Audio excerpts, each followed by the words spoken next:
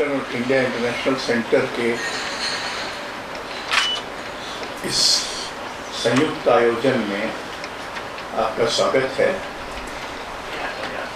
आज कविता शीर्षक से चल रहे इस आयोजन का ये 39वां सत्र है और अब तक 118 कवि इसमें कविता पाठ कर चुके हैं और आज के 4 मिला दें तो 122। ये संख्या जितने कवि हिंदी में इस समय हैं के हिसाब से बहुत कम है, लेकिन इसको आगे बढ़ाना थोड़ा मुश्किल होता है।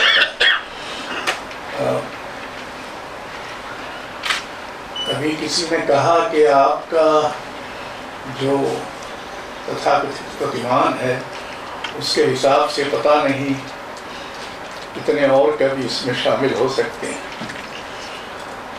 ऐसा कोई हमने बड़ा ऊंचा प्रतिमान नहीं रखा हुआ है, लेकिन छोटा मोटा तो प्रतिमान है ही।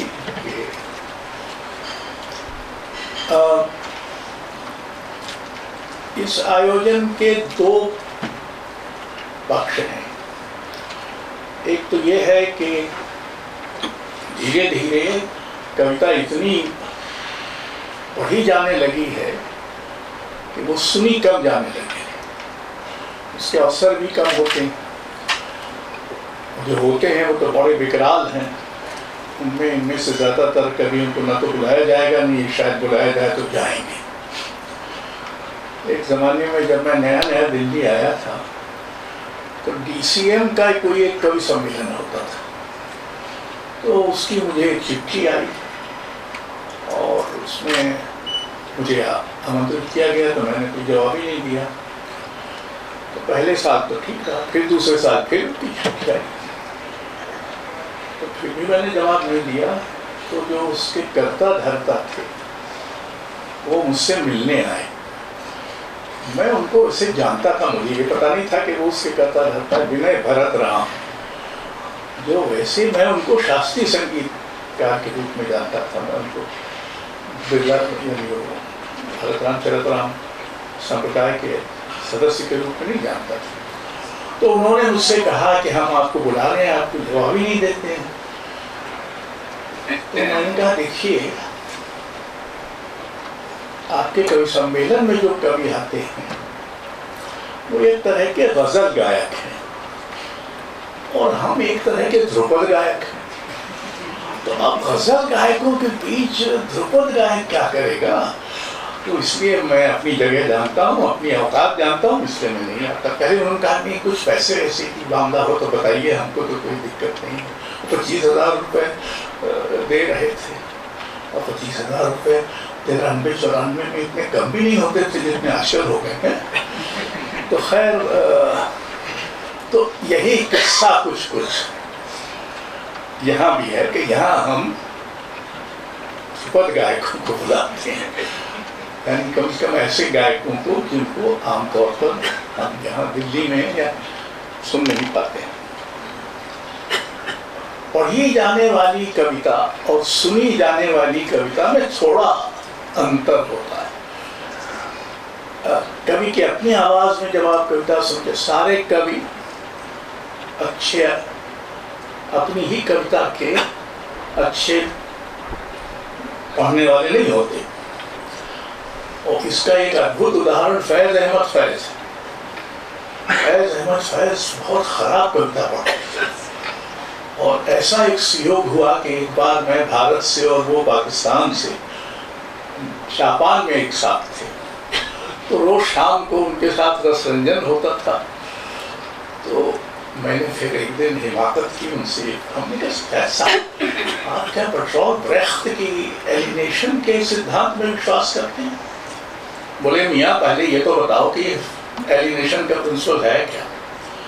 उनका उसका प्रिंसिपल ये है कि किसी भी अभिनेता को जो चरित्र निभा रहा है उससे अपने को पूरी तरह से तादाद नहीं करना चाहिए, उससे थोड़ा अलगाव रखना चाहिए।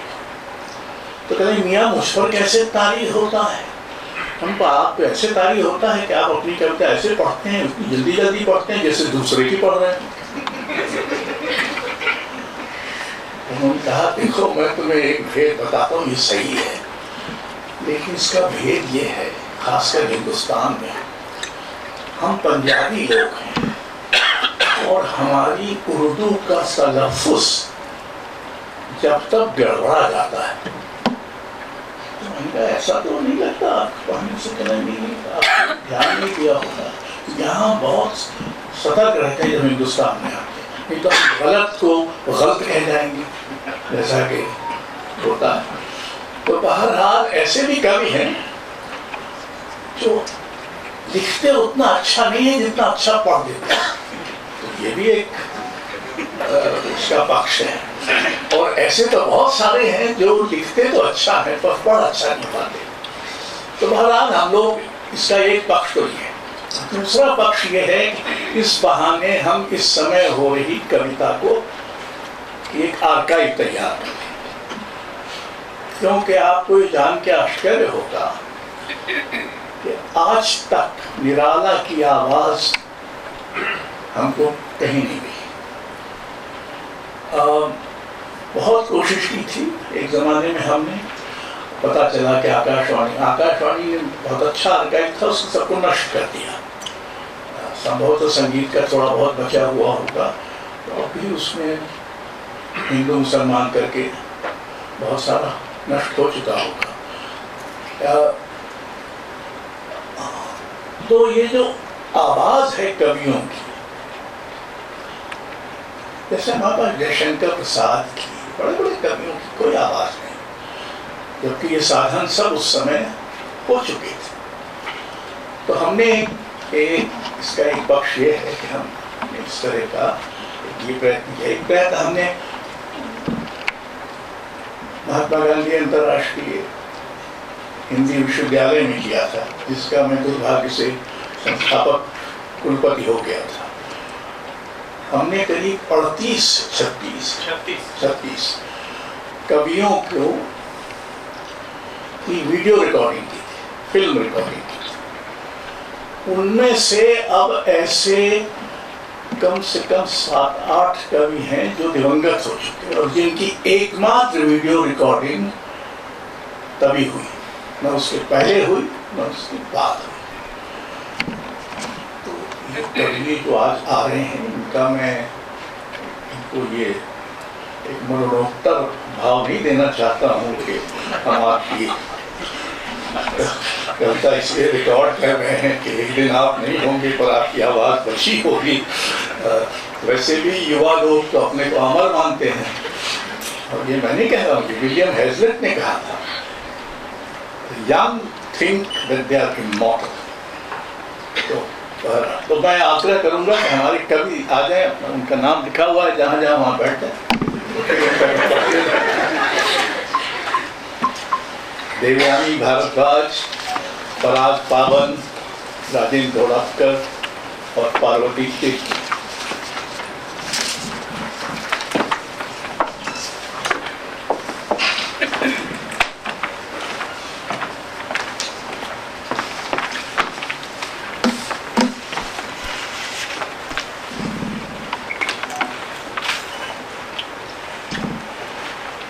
पराग पावन का जन्म तो जौनपुर में हुआ, पर उन्होंने 3 विश्वविद्यालयों में शिक्षा प्राप्त की, बनारस, हैदराबाद और जवाहरलाल नेहरू विश्वविद्यालय।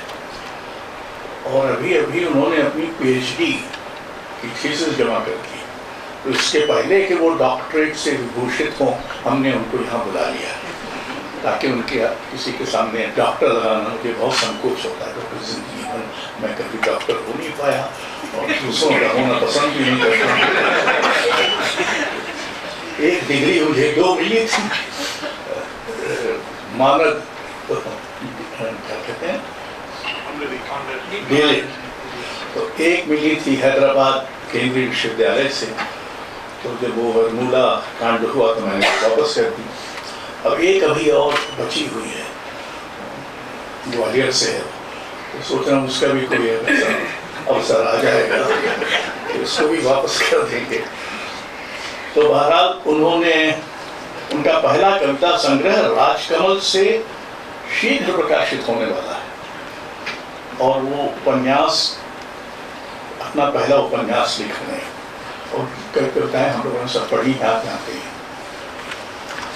राजेंद्र धोड़ापकर, राजेंद्र धोड़ापकर चार चीजें एक साथ। वो शिक्षा से डॉक्टर है, थोड़े दिन डॉक्टरी की भी है शायद। एक भोपाल में संयोग हुआ था कि 3 डॉक्टर थे, डॉक्टरी कर रहे थे, MBBS। एक राजेंद्र धोड़ापकर, एक शिरीष ठोकरे और एक मेरा छोटा भाई उदयन। इनमें से एक ही डॉक्टर बना रहा, वो है शिरीष ढोगले। और राजेंद्र धोड़ापकर ने भी छोड़ दी डॉक्टरी, कवि हो गए। फिर लगता था उन्होंने कविता भी छोड़ दी, लेकिन लगता है कि नहीं छोड़ी, जो चुप लिखते रहे। और इधर उनके बहुत अच्छे तुकाराम के अनुवाद पुस्तकाकार प्रकाशित हुए। और वो हिंदी के सबसे, संभवतः पिछले 35 वर्ष में, कम से कम 20 वर्ष में हिंदी के सबसे अच्छे कार्टूनिस्ट। ऐसी तीखी संवेदना और सटीक कार्टूनिस्ट की नज़र उनके पास है। और वो पत्रकार तो रहे हैं और उनका एक कविता संग्रह, 2 अनुवाद की किताबें और 2 नाटक प्रकाशित है। उनको 1983 में भारत भूषण अग्रवाल पुरस्कार मिला था। देवयानी नहीं, ये सब अच्छा, दोनों स्त्रियां बाद में होगी, बीच में बैठने तो ठीक है। देवयानी, भारद्वाज, ये भी कई चीजें एक साथ हैं, यानी कवि भी हैं, लेखक भी हैं, अनुवादक भी हैं, पत्रकारिता भी और शिक्षा के क्षेत्र में सक्रिय है। उनका एक कविता संग्रह प्रकाशित है, इच्छा नदी के पुल पर, और उन्होंने कई प्रसिद्ध पुस्तकों का, जिसमें मतांगी सुब्रमण्यम, चित्रकार भज्जू श्याम और सुधा भारद्वाज की पुस्तकें शामिल हैं, अनुवाद किया है। उन्होंने प्रेम भाटिया मेमोरियल फेलोशिप के अंतर्गत विकास की असमानता और विस्थापन के विषय पर लगातार लेखन किया है। वो आजकल पिरामल फाउंडेशन के साथ प्रोग्राम डायरेक्टर हैं। उनको राजस्थान पत्रिका कविता सम्मान 2016 मिला है। पार्वती तिरकू जो कहीं और चली गई थी, तो और वहाँ से आई हैं कहीं और, मतलब वो दूसरे इंडिया इंटरनेशनल मुख्य में चली गई थी। इधर जो आदिवासी कविता का और हिंदी कविता का एक बड़ा सौभाग्य है कि अंततः उसमें आदिवासियों ने भी कविता लिखना शुरू किया और बहुत सशक्त ढंग से अपनी उपस्थिति दर्ज कराई है। उनमें पार्वती तिर्की भी शामिल हैं। उनको साहित्य अकादमी का युवा साहित्य पुरस्कार अभी हाल में मिला है। उनका कविता संग्रह के रुकना, और वो भी काशी हिंदू विश्वविद्यालय से पढ़ी हैं, भी शोध किया है, तो डॉक्टर हो गई हैं। चलो, मुझे पता होता तो मैं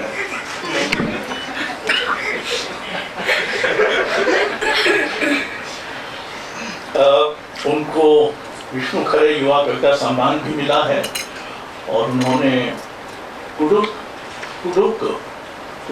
आदिवासी गीत, जीवन राग और जीवन संघर्ष पर शोध कार्य किया। हमारा क्रम ये होगा कि पहले देवयानी भारद्वाज पढ़ेंगी, फिर पराग पावन, फिर पार्वती और अंत में वरिष्ठतम राजेंद्र धोड़ापकर। तो अब मैं फिर बताऊंगा नहीं, आप लोग उस क्रम को याद रख लीजिए। देवयानी जी से और नियम यह है कि 15 मिनट।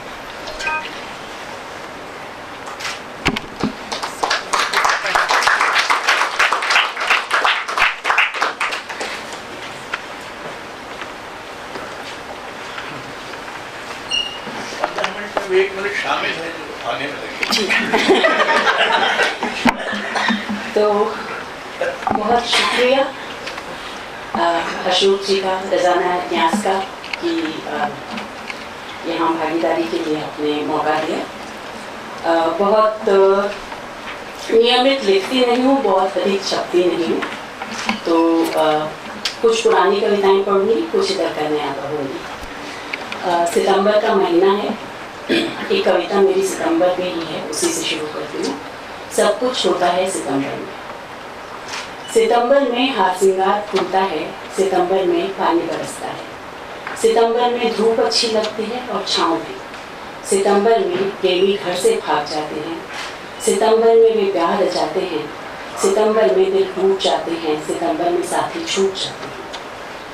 सितंबर प्रेम में डूब जाने का महीना है आकंठ, सितंबर प्रेम में डूब जाने का महीना है, सितंबर घर बसाने का महीना है, सितंबर में घरों को ढा दिया जाता है, सितंबर पितरों को याद करने का महीना है, सितंबर बच्चों को जन्मने का महीना है, सितंबर में मिल जाती हैं खोई हुई किताबें, सितंबर में याद आ जाती हैं भूली हुई बातें।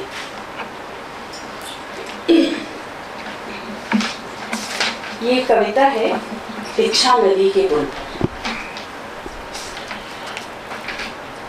इच्छा नदी का पुल किसी भी क्षण भरभरा कर ढह जाएगा, इच्छा नदी का पुल किसी भी क्षण भरभरा कर ढह जाएगा। इस पुल में दरारें पड़ गई हैं बहुत और नदी का भी बहुत तेज है। सदियों से इस पुल पर खड़ी वह स्त्री कई बार कर चुकी है इरादा कि पुल के टूटने से पहले ही लगा दे नदी में छलांग। नियति के हाथों नहीं, खुद अपने हाथों लिखना चाहती है वह अपनी दास्तान। इस स्त्री के पैरों में लोहे के जूते हैं और जिस जगह पर वह खड़ी है वहाँ की जमीन चुंबक से बनी है। स्त्री कई बार झुकी है इन जूतों के तस्मे खोलने को और पुल की जर्जर दशा देख ठहर जाती है, सोचती है कुछ, क्या वह किसी की प्रतीक्षा में है, क्या वह किसी की प्रतीक्षा में है या उसे तलाश है उस नाव की जिसमें बैठ वह नदी की सैर को निकले और लौटे झोली में भरकर शंख और सीपियाँ। नदी के छिछले पानी में छपछप नहीं करना चाहती वह, आकंठ डूबने के बाद भी चाहती है लौटना बार बार। उसे प्यारा है जीवन का तमाम कारोबार, उसे प्यारा है जीवन का तमाम कारोबार। इस कविता का शीर्षक है सूखे गुलमोहर की तरह। चौके पर चढ़कर चाय पकाती लड़की ने देखा उसकी गुड़िया का रिबन चाय की भाप में पिघल रहा है। चौके पर चढ़कर चाय पकाती लड़की ने देखा उसकी गुड़िया का रिबन चाय की भाप में पिघल रहा है। बर्तनों को मांजते हुए देखा उसने उसकी किताब में लिखी इबारतें घिसती जा रही हैं। चौक बुहारते हुए अक्सर उसके पाँवों में चुभ जाया करती हैं सपनों की किरचें। किरचों के चुभने से बहते लहू पर गुड़िया का रिबन बांध लेती है वह अक्सर। किरचों के चुभने से बहते लहू पर गुड़िया का रिबन बांध लेती है वह अक्सर। इबारतों को आंगन पर उकेरती है और पहुँच देती है खुद की रोज में। सपनों को कभी जूड़े में लपेटना और कभी साड़ी के पल्लू में बांध लेना साथ लिया है उसने। साइकिल के पैडल मारते हुए रोज नाप लेती है कोई एक फासला। बिस्तर लगाते हुए लेती है था अक्सर चादर की लंबाई की। देखती है अपने पैरों का पसार और समेट कर रखती जाती है चादर को। सपनों का राजकुमार नहीं है वह जो उसके घर के बाहर साइकिल पर लगाता है चक्कर। उसके स्वप्न में घर के चारों तरफ दरवाजे हैं जिनमें धूप की आवाजाही है। अमलतास के बिछौने पर गुलमोहर झरते हैं वहाँ। जागती है वह जून के निर्जन में सूखे गुलमोहर की तरह। जागती है वह जून के निर्जन में सूखे गुलमोहर की तरह। एक कविता है रिक्त स्थानों की पूर्ति करो।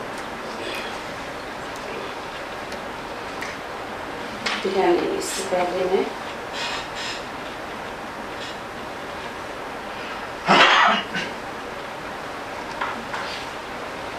जानती हूँ ये वक्त भी काउंट हो रहा है लेकिन थोड़ा सा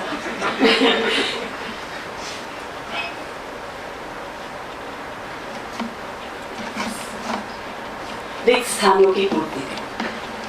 बचपन से सिखाया गया हमें रिक्त स्थानों की पूर्ति करना। भाषा में या गणित में, विज्ञान और समाज विज्ञान में हर विषय में सिखाया गया रिक्त स्थानों की पूर्ति करना। हर सबक के अंत में सिखाया गया यह, यहाँ तक कि बाद के सालों में इतिहास और अर्थशास्त्र के पाठ भी अछूते नहीं रहे इस अभ्यास से। घर में भी सिखाया गया बार बार यही सबक, भाई जब न जाए लेने सौदा, रिक्त स्थान की पूर्ति करो, बाजार जाओ सौदा ला। काम वाली बाई ना आए तो झाड़ू लगा कर करो रिक्त स्थान की पूर्ति। माँ को यदि जाना पड़े बाहर गांव तो संभालो घर, खाना बनाओ, कोशिश करो कि कर सको माँ के रिक्त स्थान की पूर्ति यथासंभव। हालांकि भरा नहीं जा सकता माँ का खाली स्थान किसी भी कारोबार से कितनी ही लगन और मेहनत के बाद भी। कोई सा भी रिक्त स्थान कहाँ भरा जा सकता है, कोई सा भी रिक्त स्थान कहाँ भरा जा सकता है किसी अन्य के द्वारा। और स्वयं आप जो हमेशा करते रहे हो रिक्त स्थानों की पूर्ति, आपका अपना क्या बन पाता है कहीं कोई भी स्थान? नौकरी के लिए निकलो तो करनी होती है आपको किसी अन्य के रिक्त स्थान की पूर्ति। यह दुनिया एक बड़ा सा रिक्त स्थान है, यह दुनिया एक बड़ा सा रिक्त स्थान है जिसमें आप करते हैं मनुष्य होने के रिक्त स्थान की पूर्ति, और हर बार कुछ कमतर ही पाते हैं स्वयं को एक मनुष्य के रूप में किसी भी रिक्त स्थान के लिए। यह दुनिया एक बड़ा सा रिक्त स्थान है जिसमें आप करते हैं मनुष्य होने के रिक्त स्थान की पूर्ति, और हर बार कुछ कमतर ही पाते हैं स्वयं को एक मनुष्य के रूप में किसी भी रिक्त स्थान के लिए। मरुस्थल की बेटी हूँ तो एक कविता इसी शीर्षक से, मरुस्थल की बेटी। क्या तुम्हें याद है बीकानेर की काली पीली आंधी, उजले सुनहरे दिन पर छाने लगती थी पीली गर्द, देखते ही देखते स्याह हो जाता था आसमान। लोग घबराकर बंद कर लेते थे दरवाजे खिड़कियां, भाग भाग कर शोर संभालते थे अहाते में छूटा सामान।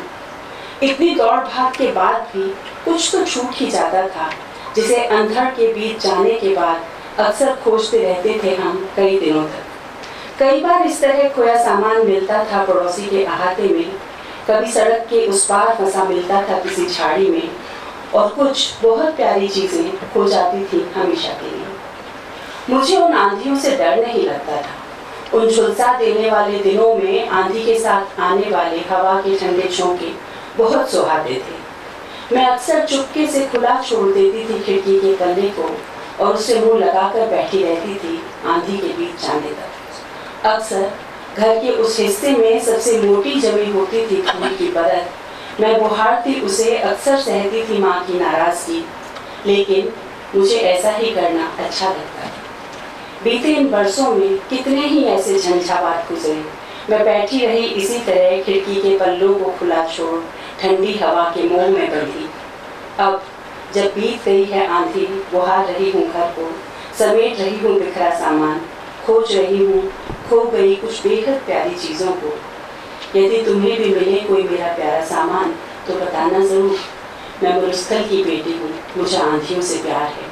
मैं अगली बार भी बैठी रहूँगी इसी तरह ठंडी हवा की आस में।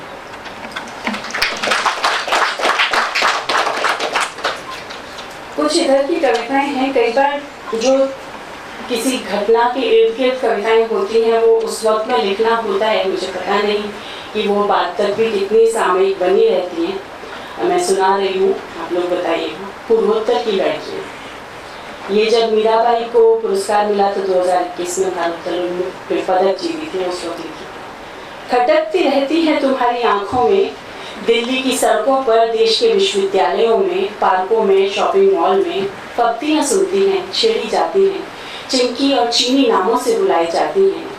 पूर्वोत्तर की लड़कियां पलट कर नहीं देखती तुम्हारी ओर, निगाह लक्ष्य पर रखती हैं, अपने घर से हजारों मील दूर बेहतर भविष्य का सपना पालती हैं, डट कर पढ़ती हैं, जमकर मेहनत करती हैं, अपना पैसा कमाती हैं, अपनी मर्जी से जीती हैं।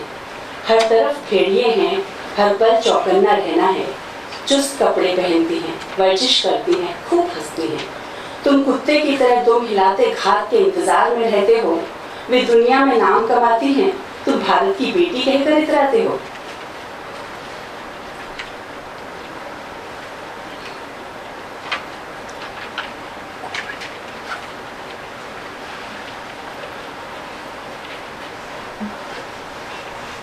ये एक सीरीज की कुछ कविताएं हैं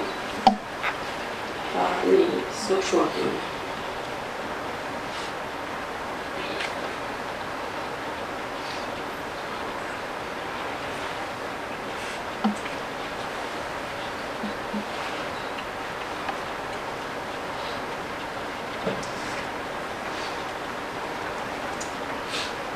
एक है, औरतें हैं फिर भी जिए जाती हैं। ये भी इसी तरह की, मैं अब चाहूंगी कि इसी तरह की कविताएं सुनाऊं, 2-3 जो किसी समय में किसी स्पेसिफिक कॉन्टेक्स्ट में लिखी है। ये कॉन्टेक्स्ट कितना रेलेवेंट रहता है, या कविता जो है वो उस कॉन्टेक्स्ट को छोड़ के कितना आगे बढ़ती है। औरतें हैं फिर भी जिए जाती हैं। एक औरत अभी अदालत के दरवाजे पर पहुंची थी, विजयी मुस्कान लिए। उधर 2 लड़कियां खेत में मृत पाई गई, तीसरी अभी सांसें गिन रही। एक औरत ने शुरू की थी लड़ाई, तमाम उम्र गांव बदल रही, दबंगों से दबी नहीं। उसने खोले अदालतों के दरवाजे, वह गांव की चौखट पर न्याय के इंतजार में 30 सालों से बैठी है। कानून की किताबों में जुड़ गए कई पन्ने, अदालतें किताबों को किनारे रख बाँच रही मनुस्मृति। खेतों में, सड़कों पर, मठों में, मीडिया में, अदालतों में, संसद में, कुर्सियों पर डट कर बैठे हैं वे जिनके खिलाफ लाया गया है अभियोग। वे ही सुनाएंगे फैसला आखिरकार। उनकी जुबान लग चुका है औरत के मांस का स्वाद। वे जानते हैं मुर्दे बयान नहीं देते। अब लड़कियां नहीं, लाश लौटती है घर, या लाश भी न लौटे, जला दी जाए रात बेरात, या हाकिम तय करते हैं। साक्ष्य गुनाह के ही नहीं, सबूत नष्ट कर दिए जाते हैं उनके होने के भी। वे जो गर्भ में जिंदा रही, जिन्हें गाड़ नहीं दिया जन्म लेते ही घर के पिछवाड़े, जिन्हें घर में ही नहीं बना लिया गया हवस का शिकार।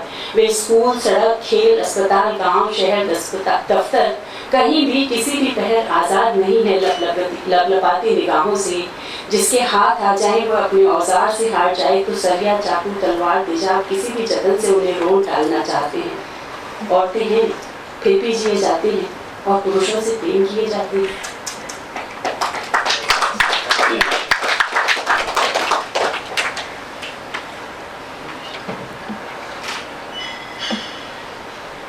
ये कविता है 13 साल के लड़के। 13 साल के लड़के के पास दुनिया जहान की प्यास है। 13 साल के लड़के के पास दुनिया जहान की प्यास है। संसार को जानने की, जीवन को जीने की, चांद को छूने की, समंदर को पीने की, झरनों में नहाने की, नदियों में तैरने की। उसके पास हर वर्जित फल को चखने की प्यास है। ईश्वर को ललकारने की प्यास है। ईश्वर यदि होता तो मंदिर ही नहीं, आसिफ कहीं भी पानी पी सकता था। आसिफा कहीं भी लंबी तान कर सो सकती थी। जुनैद अपने घर ईद मनाने जाता, अखलाक के घर बिरयानी खाने तुम बिन बुलाए चले जाते। 13 साल के लड़के के पास जिंदगी से अथाह प्यार की प्यास है। तुम जो कभी 13 साल के लड़के रहे होंगे, तुम्हें किसी ने मंदिर में नहीं, घर में बाप ने पीटा होगा, स्कूल में मास्टर से मार खाए होगे, गली में गुंडों से डर कर रहे होगे, चौराहे पर पुलिस ने थप्पड़ लगाए होंगे। तुम्हारे भीतर 13 साल का लड़का प्यासा ही मर गया होगा। तुम खुद को बचा लो, मंदिर जाओ, प्याऊ बनाओ, आसिफ को, जुनैद को, अखलाक को बुलाकर लाओ, माफ़ी मांगो, पानी पिलाओ। इन नफरतों का बोझ तुम्हें जीने नहीं देगा। तुम 13 साल के लड़के की प्यास का कुछ नहीं बिगाड़ सकते, बस खुद को बचा सकते हो, बस खुद को बचा लो। मेरे 15 मिनट है, 2-4 मिनट। ठीक है, एक कविता है, इसका शीर्षक है यह समय गुमराह करने का समय है। ये इसका कॉन्टेक्स्ट ये है कि 2014 से थोड़ा पहले लिखी गई है। ये समय गुमराह करने का समय है। आप तय नहीं कर सकते कि आपको किसके साथ खड़ा होना है। अनुमान करना असंभव जान पड़ता है कि आप खड़े हो सूरज की ओर और शामिल न कर लिया जाए आपको अंधेरे की हद में। रंगों ने बदल ली है अपनी रंगत इन दिनों। कितना कठिन है यह अनुमान भी कर पाना कि जिसे आप समझ रहे हैं मशाल, उसको जलाने के लिए आग धरती के गर्भ में पैदा हुई थी, या उसे चुराया गया सूरज की जलती हुई रोशनी से। यह चिंगारी किसी चूल्हे की आग से उठाई गई है, या चिता से, या जलती हुई चुक्कियों से। जान नहीं सकते हैं आप कि यह किसी हवन में आहुति है, या आग में घी डाल रहे हैं आप। यह आग कहीं आपको गोधरा के स्टेशन पर तो खड़ा नहीं कर देगी, इसका पता कौन देगा।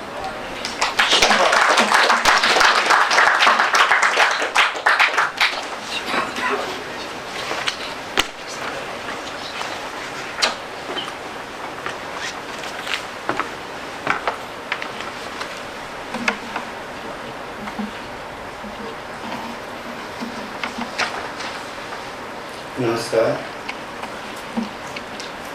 एक कविता का शीर्षक है चूल्हे की राख।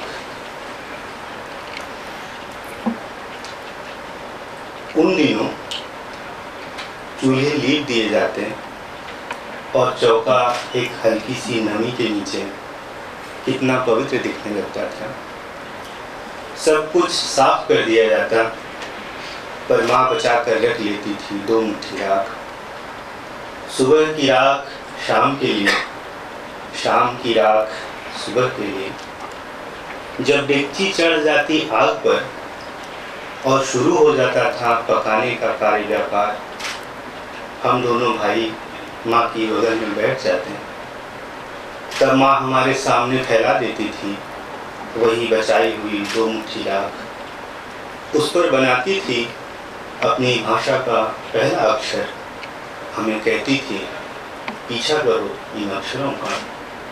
दोस्तों, हमने पीछा किया अक्षरों का और कविता के सुदूर इलाकों तक आए। अब हमारी उम्र माँ की उम्र होती जा रही है। हम भी बचाना चाहते हैं 2 मुट्ठी राख और फैला देना चाहते हैं दुनिया के सामने।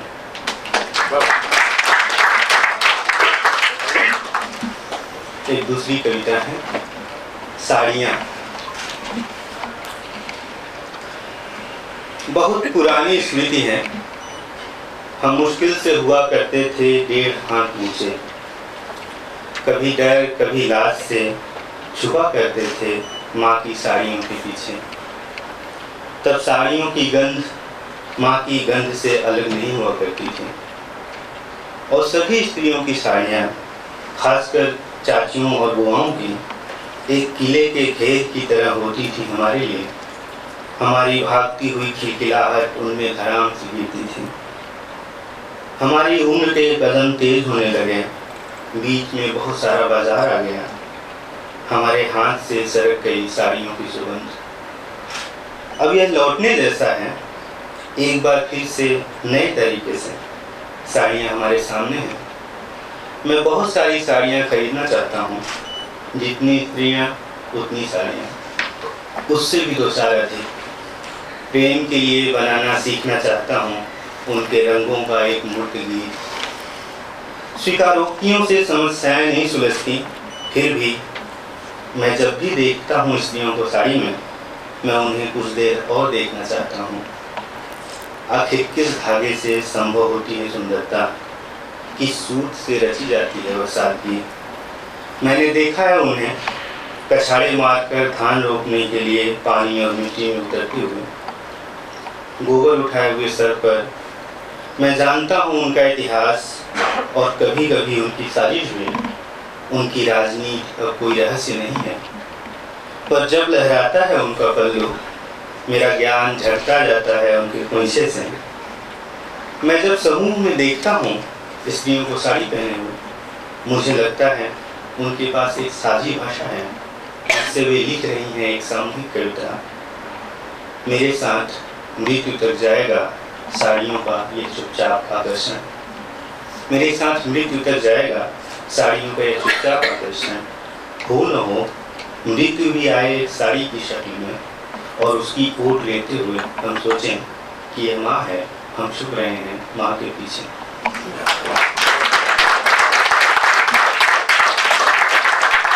एक दूसरी कविता है असली हत्यारे।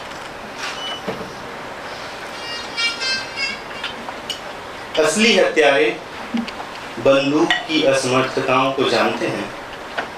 वे पहचानते हैं तलवार की सीमाओं को। असली हत्यारे शब्दों से भी कभी कभी कत्ल का काम लेते हैं। असली हत्यारे परिणाम में नहीं प्रक्रिया में शामिल हैं। वे मरघट के मुहानों पर संभोग के गीत बेच रहे हैं। भीषण बारिश के मौसम में छतरियों को बदनाम कर रहे हैं। असली हत्यारे महफिल के केंद्र में बैठे हुए महफिल के केंद्र को गाली दे रहे हैं कि महफिल का केंद्र सलामत रहे उनकी परंपरा के लिए। चाकू की निंदा करने का काम और कच्चे लोहे की दुकान खोलने का काम वे समान भूली मुस्कान के साथ करते चले जा रहे हैं। असली हत्यारे आपकी बगल में खड़े होकर चाय पी रहे हैं और खून के चाय से महंगा होने की शिकायत कर रहे हैं। असली हत्यारों की उम्र 1000 साल है। वे धर्म ग्रंथों की ओट में बैठे हैं। वे आत्मा नहीं, आत्मा की परिभाषा है। हवा उन्हें सुखा नहीं सकती, आग जला नहीं सकती, पानी भिगो नहीं सकता। असली हत्यारे पुस्तकालय जाते हैं, संसद जाते हैं, दोस्त की दावत और टेलीविजन से लौटते हैं, सो जाते हैं। असली हत्यारे सोने से पहले याद दिलाना नहीं बोलते कि सब कुछ बहुत अच्छा चल रहा है। असली हत्यारे बांस होते हैं, उससे सबसे उम्दा किस्म की लाठी और सबसे बेढप बांसुरी बनाते हैं। असली हत्यारों की शिनाख्त करनी हो, असली हत्यारों की शिनाख्त करनी हो तो उपसंहार तक कभी मत जाना। असली हत्यारे भूमिका में अपना काम कर चुके होते हैं।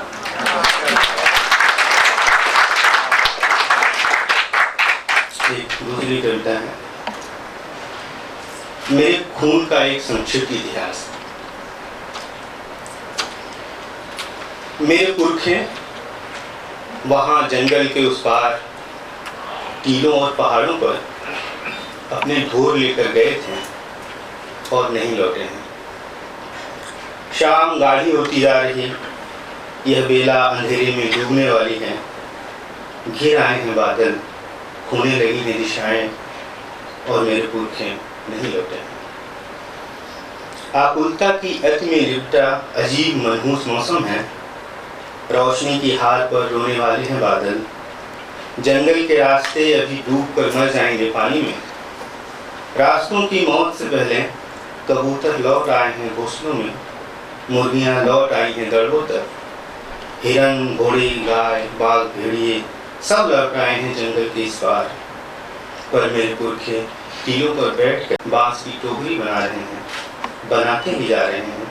शाम खत्म हो चुकी और वे नहीं लौटे हैं। इसी देश में मैंने मेमनों को हत्यारा साबित होते देखा और हत्यारों को प्रधानमंत्री घोषित होते देखा। इसी देश में ईमान को झूठ की बैठक में नाचते देखा और बिच्छुओं को अहिंसा पर शोध पत्र पेश करते हुए देखा। मेरे भीतर की आग किसी और दिन के लिए, रोज में आकाश हुई मेरी चीख किसी और दिन के लिए, विवेक से बाहर मेरे व्यवहार की यह थरथराहट किसी और दिन के लिए। आज यह अंधेरी शाम की बेला, घिरे हुए बादल, सन्नाटा उठे जंगल और मेरे पुरखे अभी तक नहीं लौटे हैं।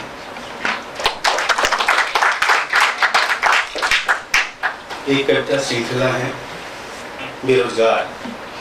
इसमें लगभग 50 कविताएं, इसकी कुछ कविताएं। बेरोजगार एक। तुम किसी की संतान नहीं हो, न किसी देश के सम्मानित नागरिक। तुमने कभी कुछ नहीं गाया, किसी भी गीत में एक पंक्ति तक तुम्हारी नहीं। अगर तुम बेरोजगार हो तो तुम्हारा पहला और पूरा परिचय यही है कि तुम बेरोजगार हो। बेरोजगार तो पहले रिश्तेदार विदा होंगे, फिर दोस्त कहेंगे विदा। उनके पीछे पीछे जाएगी तुम्हारी आस्था। प्यार भी अपने पैर खींच लेगा पीछे की ओर। मृत्यु और बेरोजगारी चीज ही ऐसी है। बेरोजगार 3। तारीखें याद नहीं रहती, दिन भूल जाता हूँ। सिर्फ मौसम बदलने पर महीनों का पता चलता है। किसी की प्रतीक्षा नहीं, न कहीं पहुँचने का अनुशासन। यह बुढ़ापा नहीं है, बेरोजगारी है। बेरोजगार 4। फूल खिल रहे हैं, मधुमक्खी बेरोजगार नहीं है। दाने झड़ रहे हैं, गिलहरी बेरोजगार नहीं है। पानी बह रहा है, मछली बेरोजगार नहीं है। मैं बेरोजगार हूँ और सोचता हूँ कि आदमी होना इतना अपमानजनक कैसे हुआ। लोगों, मुझे मधुमक्खी, गिलहरी और मछली का जीवन चाहिए। बेरोजगार 5। हमारी बेरोजगारी पर भाषण देता है प्रधानमंत्री, पर हमें काम नहीं देता। वह 18 घंटे करता है काम, जबकि हम मानते हैं कि 8 घंटे से अधिक काम किसी भी व्यक्ति का शोषण है। यदि 18 घंटे को बांटा जाए तो कम से कम 2 लोगों को मिल सकता है काम। यदि 18 घंटे को बांटा जाए तो कम से कम 2 लोगों को मिल सकता है काम। एक तीसरे की आंख में भी उग सकती है 2 घंटे की चमक। और तो और इस तरकीब से पूरी तरह रोका जा सकता है प्रधानमंत्री का शोषण। बेरोजगार 6, सांस नहीं ली जा रही पर मुझे अस्थमा नहीं, चेहरा छुपाता फिरता हूं पर कोई अपराध नहीं किया है, बहुत कुछ कहते कहते रुक जाता हूँ पर मैं कायर नहीं हूँ। यह बेरोजगारी का गुण है, मुझे चाल रहा भीतर भीतर। मेरे खालीपन को एक भिखारी की जेब अभी अभी आंकी है और तुम चिल्लाते हो काशी मथुरा बाकी है। बेरोजगार 9,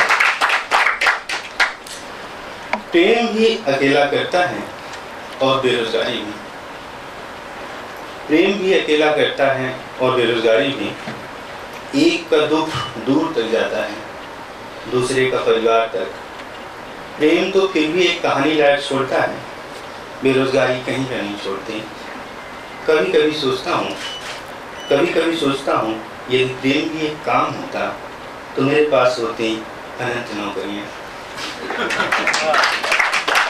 बेरोजगार 10, वे सार्वजनिक जगहों पर कम आते हैं, नज़दीकी चुनाव पर बहुत धीमे से बताते हैं अपनी राय।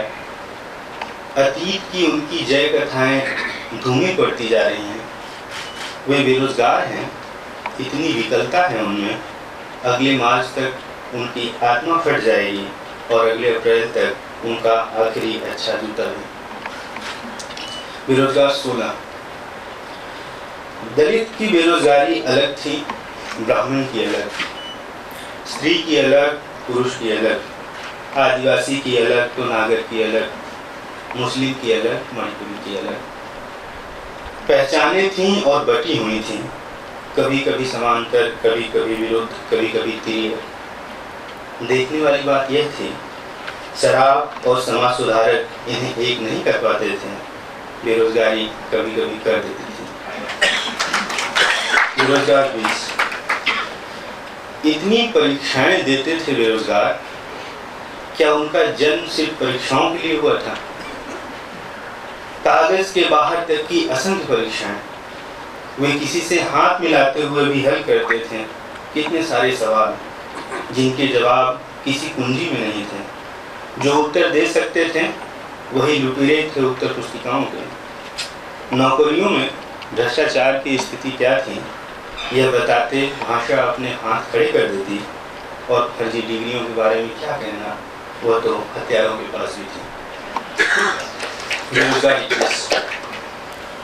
कभी कभी मिलने आते ताकत के दलाल, कहते कि एक मामूली समझदारी और समझौते से खत्म हो सकती है तुम्हारी बेरोजगारी।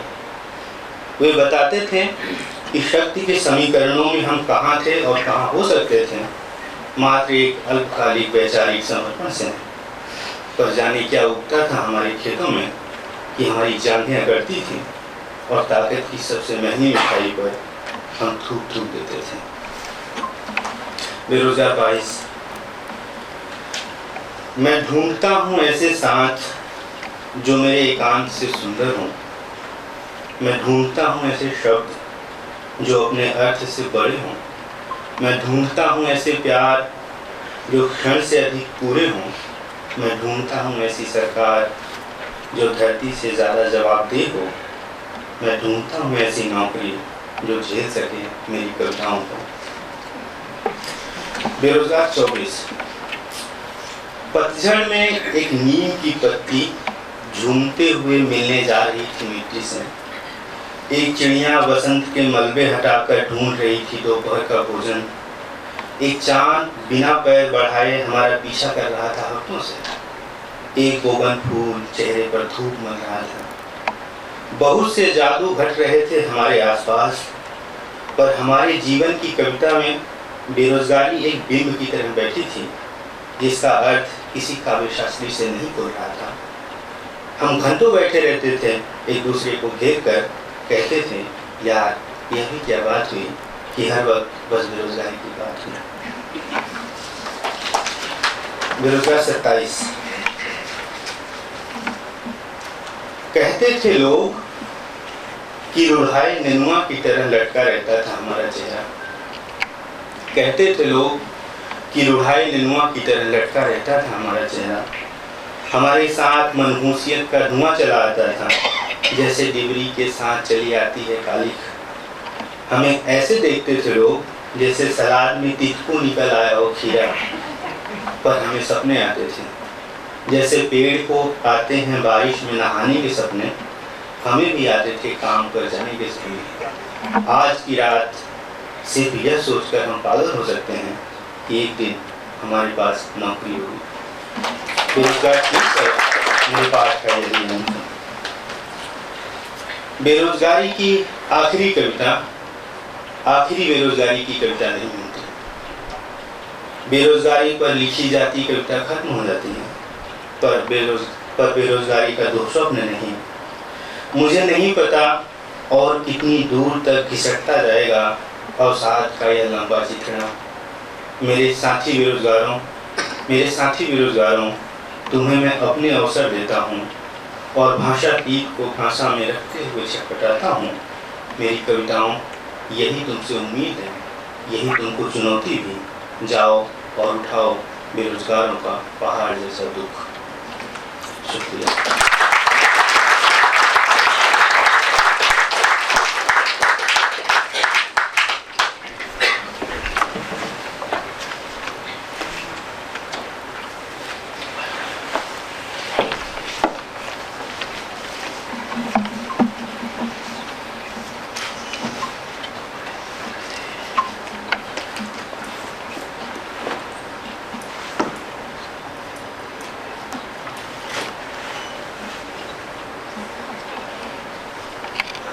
मोजरा प्रणाम।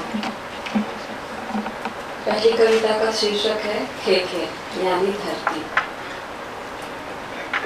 जलचर हमारे अगवा हैं, ऐसा कहते हुए पुरखों ने एक लंबी कहानी सुनाई। धरती की रचना के क्रम में सबसे पहले कछुआ समुद्र के अंतस्तल पर गया और अपनी पीठ पर मिट्टी लादकर ऊपर आया। फिर केकड़ा गया और अपने 8 हाथों से मिट्टी को उठाया। अब जोक की बारी आई। उसने अपने पेट में मिट्टी भरी और ऊपर लाकर उगल दी। ऐसे बनी जमीन और पहाड़। इसके बाद मनुष्य ने जमीन को वर्षों तक जोतकर बनाए खेत और पहाड़ को वर्षों तक सींचकर उगाए केवड़ा के फूल। केवड़ा के फूल से जंगल महक उठे और इससे आकर्षित होकर जंगलों में दैत्य आए। फिर खेत के समीप मनुष्य ने चाला टोंका बनाया। चाला टोंका से दैत्यों से संवाद किया। अब जंगल में दैत्यों का राज हुआ और टोंका, खेत और डांड में मनुष्यों का राज्य हुआ। कविता का शीर्षक है माखा यानी रात। जब मनुष्य खेत, टोंका, डांड बनाने के क्रम में अनंत दिनों तक जुटा रहा, अनंत दिनों की थकान को ढोए हुए उसने धर्मेश से विनती की। तब धर्मेश ने उसको रातें दी। फिर मनुष्य रात को सोया और दिन में खेत कोड़ा।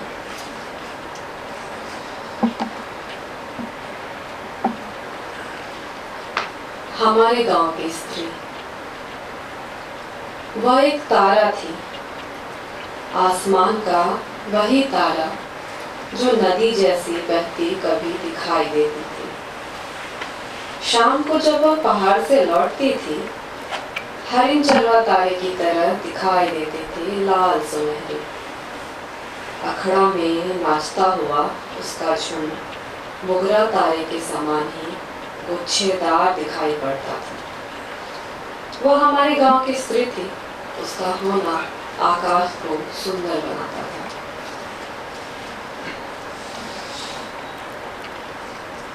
बंडा जेठ की बारिश। बंडा जेठ की बारिश शुरू हो चुकी थी। पहाड़ के पेट से नदियों का जन्म हो रहा था। नदियों ने मछलियों को जन्म दिया। उन मछलियों के पेट में अभी अंडे थे, जैसे धरती के पेट से जंगल अभी खेल ही रहे थे। वे नन्हे शिशु के समान थे, इसलिए उनके बढ़ने तक गांव के लोगों का जंगल जाना वर्जित था।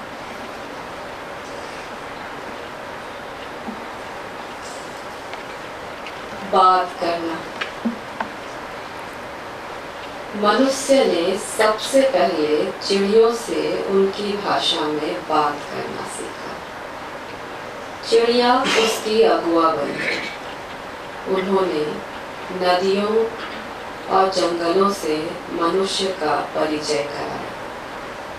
फिर मनुष्य ने नदियों के किनारे खेत और दोन बनाए।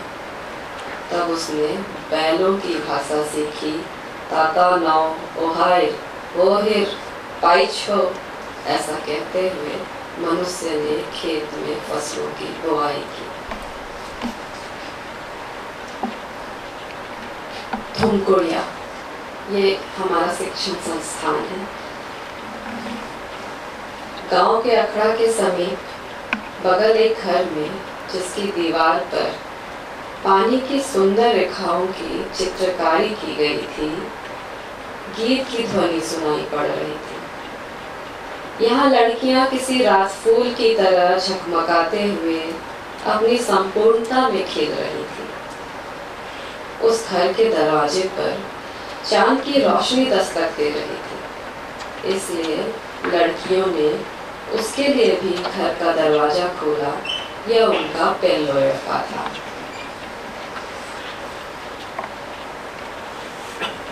सो बंगला।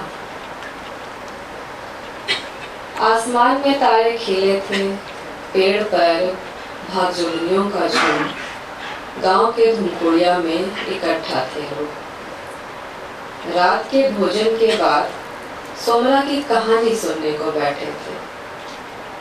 पहाड़ की तराई में जब लोगों ने गांव बसाया, वहां एक अंग्रेज आया। वह गांव के प्रमुख से मिला। उससे कहा, आप दयालु हैं, मुझे रहने के लिए मात्र एक बैल भर की जमीन दीजिए। प्रमुख ने सोचा, बस इतनी सी बात, और वह राजी हो गया। अंग्रेज कल आता हूँ कहकर चला गया। अगली सुबह जब वह आया, साथ अपना मोची लाया। वह मोची बैठ गया और धागे की तरह काटने लगा। एक बैल के चमड़े से उसने पूरे 70 एकड़ की जमीन मापी। जमीन मापते धागा खत्म हुआ। गांव का प्रमुख हतप्रभ रहा। उसे टोकते हुए अंग्रेज बोला, एक बैल भर की जमीन सौदे के हिसाब से अब मेरी हुई। कहानी खत्म हुई। चांद भागजुगनी और लोगों ने अब जाना कि जमीन की एक बड़ी लूट कहानी बन गई।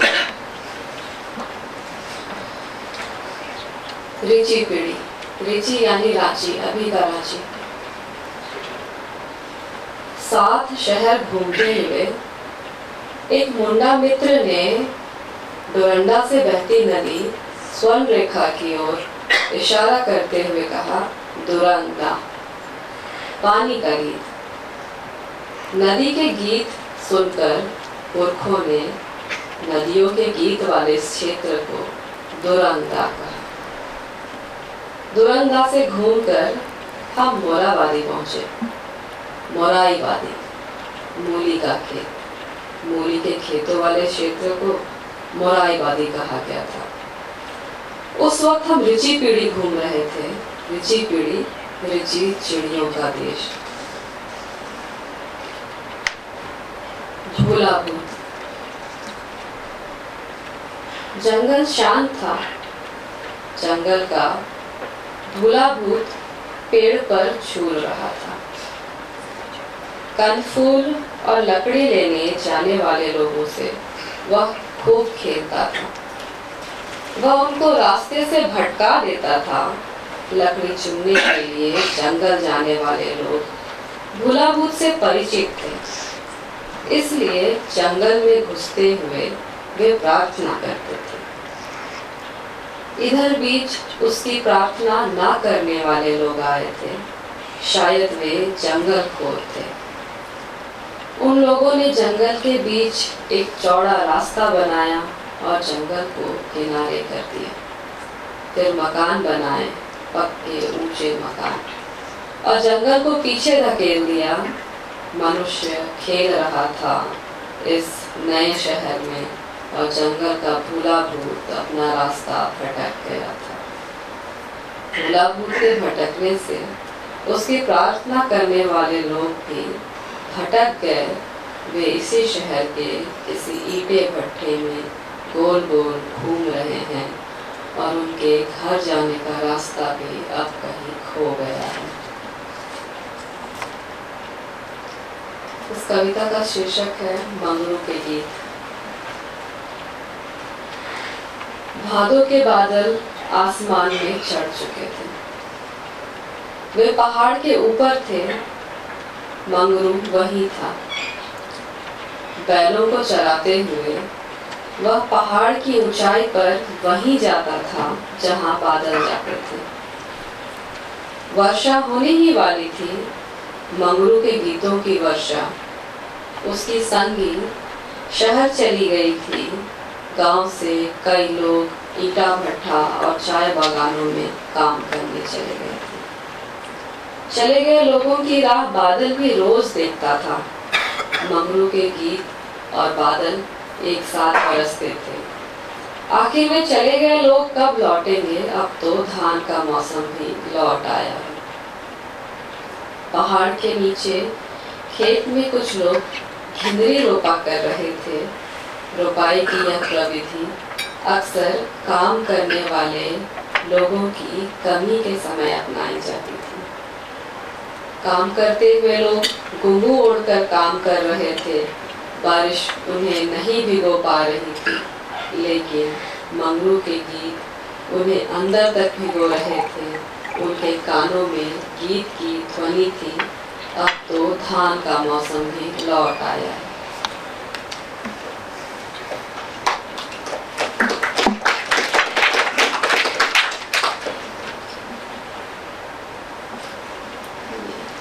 आखिरी कविता पढ़ रही। फूलों परिया की कहानी। फूलों परिया यानी प्राचीन समय। फूलों परिया की कहानी दोहराई जाएगी, ऐसा 21वीं सदी के मनुष्य ने कहा और पुरखों की स्मृति में लौट गया। उसके नेत्र ने समुद्र की एक बूंद ढुलकाई जो पृथ्वी को शीतल करने के लिए काफी नहीं थी। स्मृति में लौटा वह मनुष्य फूलों परिया के आलर से मिला। असुर पहाड़ में लोहा गला रहे थे। लोहार लोहे को रूप देकर औजार बना रहे थे और आलर उस औजार से मेढ़ तैयार कर रहा था।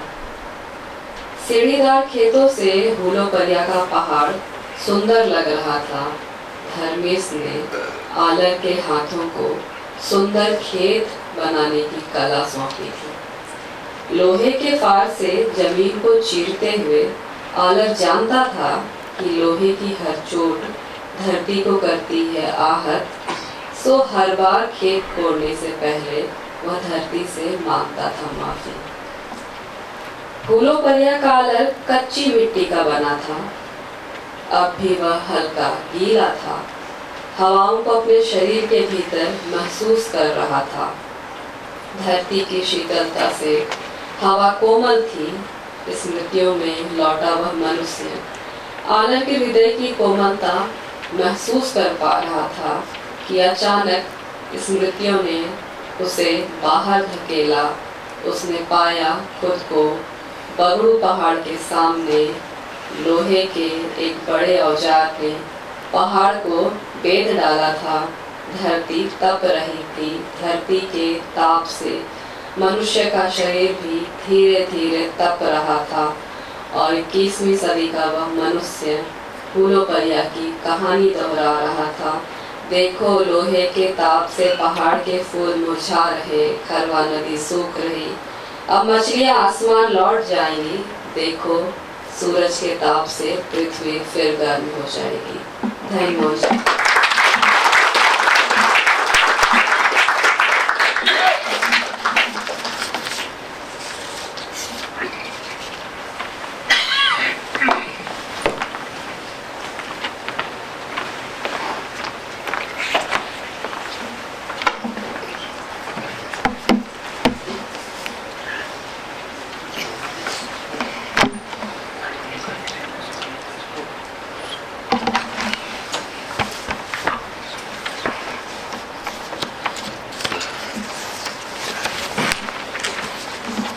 पहली कविता है स्मृतियों का शहर।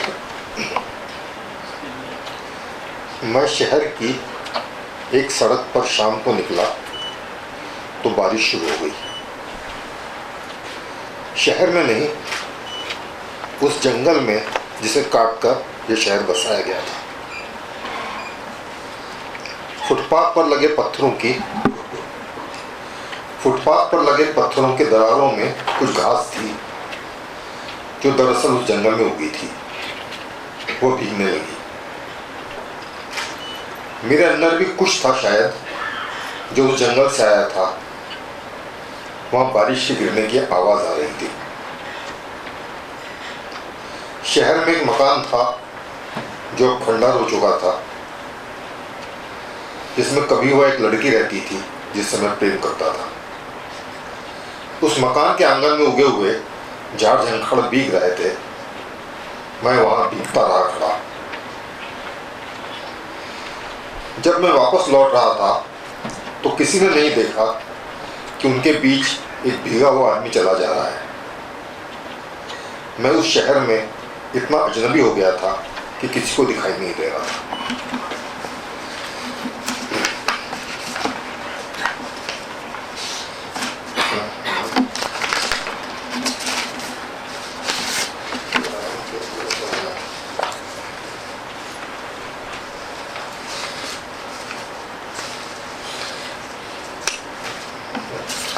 दूसरी कविता है आखिरी स्टेशन। यह रेलगाड़ियों का आखिरी स्टेशन है। इसके आगे कोई रेलगाड़ी नहीं जाती। देर रात यहाँ प्लेटफॉर्म पर कुछ लोग गुड़ी मुड़ी सो रहे हैं। एक आदमी बेंच पर बैठा ऊँघ रहा है। एक चाय की दुकान खुली है जिसमें कोई नहीं है। बाहर लगातार धीमे धीमे बारिश हो रही है। अंधेरे में दूर तक रेल की भीगी हुई पटरियां चमक रही हैं। एक लगातार चलती हुई घड़ी एक ही समय दिखा रही है। यह जगह है जहां सारी प्रतीक्षा खत्म हो जाती है। लेकिन अजब है कि प्लेटफॉर्म के जरा बाहर अंधेरे में भीगती जमीन पर पड़ा एक इमली का बीज अंकुर फूटने की प्रतीक्षा कर रहा है। ये दो कविताएं इतिहास।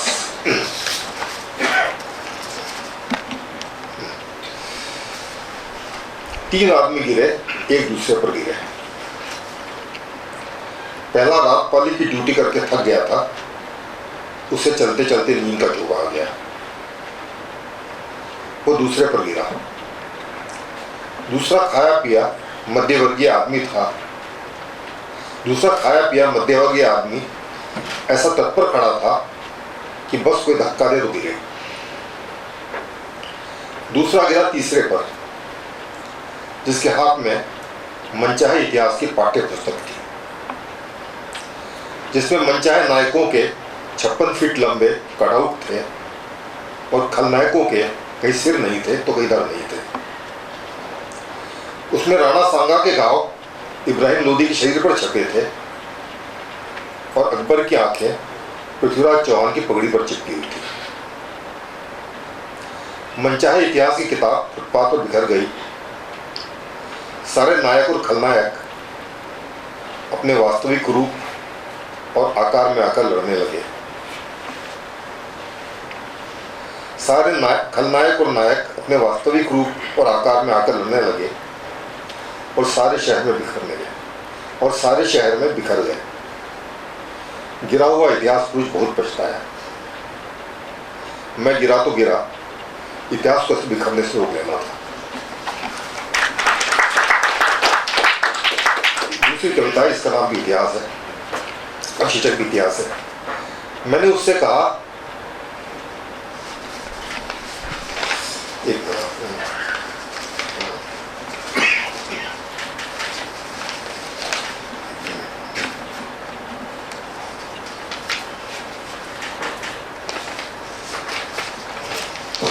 मैंने उससे कहा, ये इतिहास के जर्जर इमारत देखो, इसके पत्थर गिरे जा रहे हैं,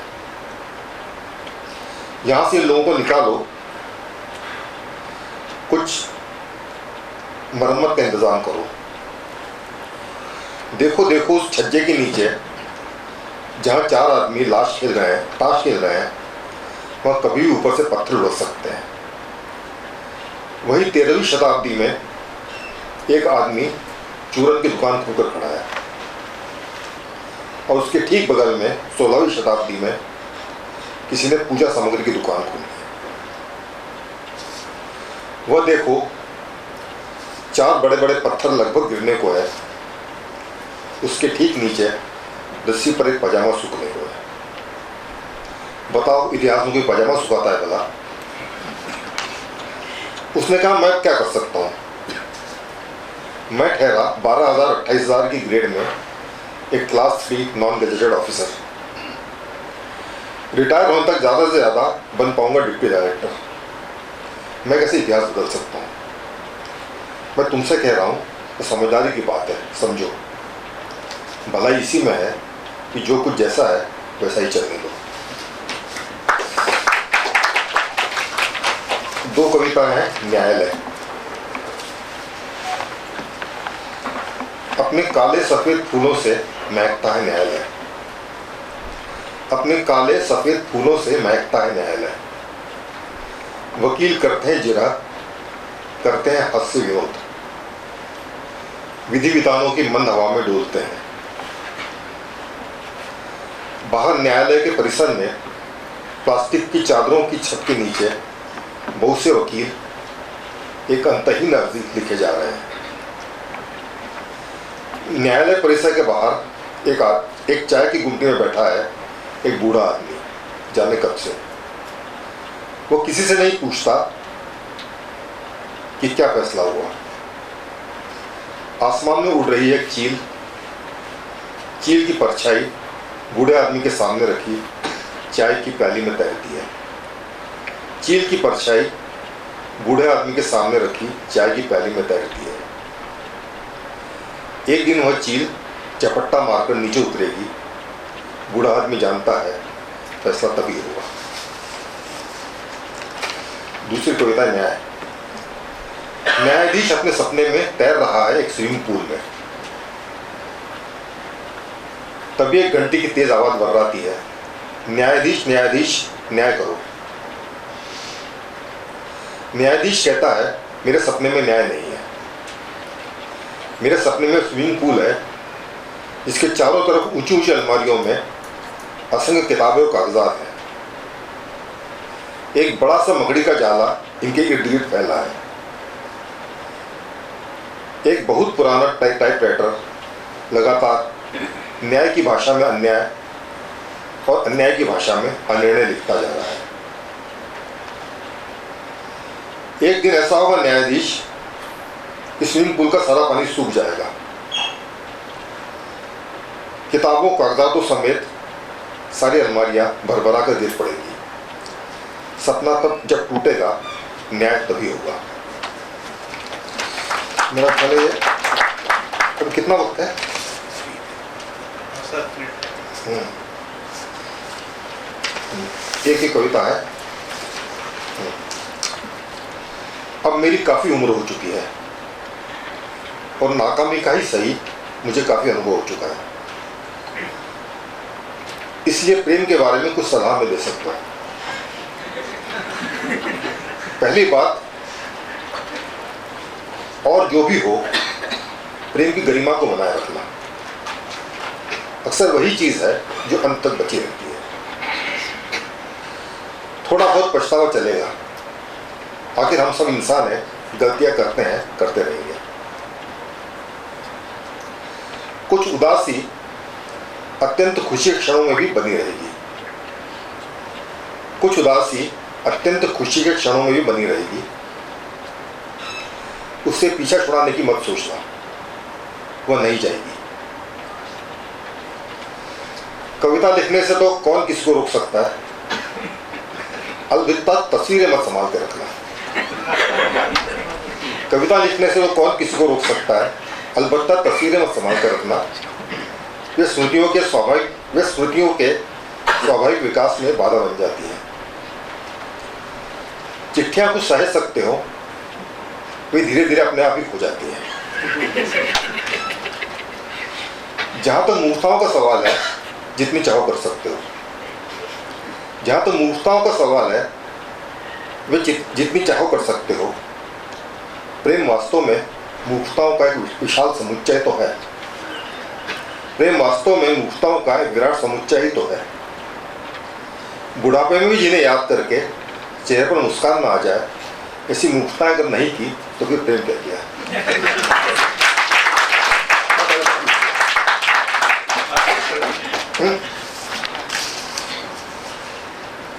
एक कविता और इसमें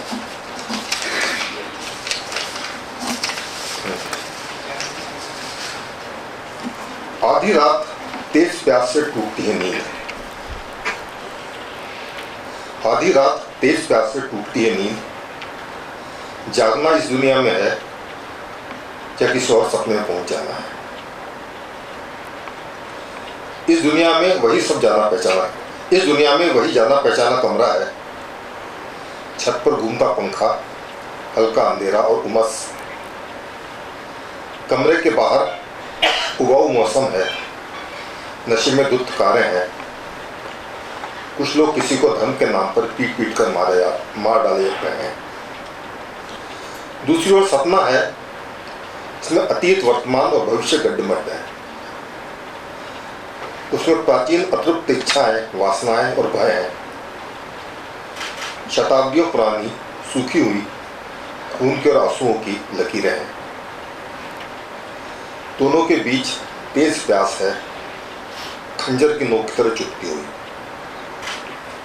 लेकिन तभी खिड़की से खंजर की नोक के ठीक ऊपर दिख पड़ता है अष्टमी का आधा चंद्रमा।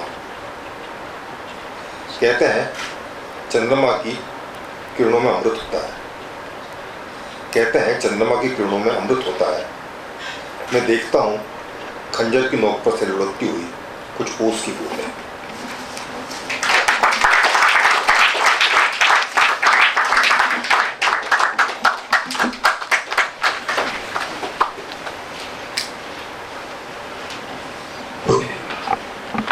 मित्रों, अब स्वादन का समय समाप्त हुआ। हम इन कवियों के बहुत आभारी हैं कि उन्होंने हमको 1 घंटे से अधिक अपनी कविताओं के नजदीक आने का मौका दिया। चारों ही अच्छा पढ़ पाए, ऐसा नहीं लगा कि कुछ अलगाव के सिद्धांत का यहाँ सत्यापन हो रहा है। और हम कितनी जगहों में गए। कविता यही करती है कि आपको बैठे बैठे कहाँ कहाँ ले जाती है। कम से कम जहाँ आप बैठे हैं वहाँ से तो मुक्त कर देती है। और 56 इंच के सीने से 56 फीट के से लेकर हथियारों तक, पुरखों तक, नदियों तक, प्रेम की मूर्खताओं पर तक। और आखिर आप 1 घंटे में और कहाँ जा सकते हैं। तो इसलिए बहुत आभार कि आप सब आए, अच्छी संख्या में आए। आते रहिए। कविता आपको अपनी मूर्खताओं से भी और विवशताओं से भी और दुस्सपनों से भी और शुभ सपनों से भी मुक्त करती है और भाषा की ऐसी दुनिया खोलती है जो आपकी पकड़ से धीरे धीरे हो रही है। इसलिए आते रहिए, कविता का साधन करते रहिए और दूसरों से मिलते रहिए जो आपके हो सकता है दोस्त नबी हो, अजनबी हो। आजकल दोस्तों से मिलना ज़्यादा खतरे का है, क्योंकि हो सकता है दोस्त आप पर जासूसी कर रहे हैं। दुश्मनों से मिलना इसलिए अच्छा है कि उनमें से हो सकता है कुछ दोस्त बन जाए, बाकी दुश्मन तो है नहीं। आप सब कवियों का फिर धन्यवाद। बहुत बहुत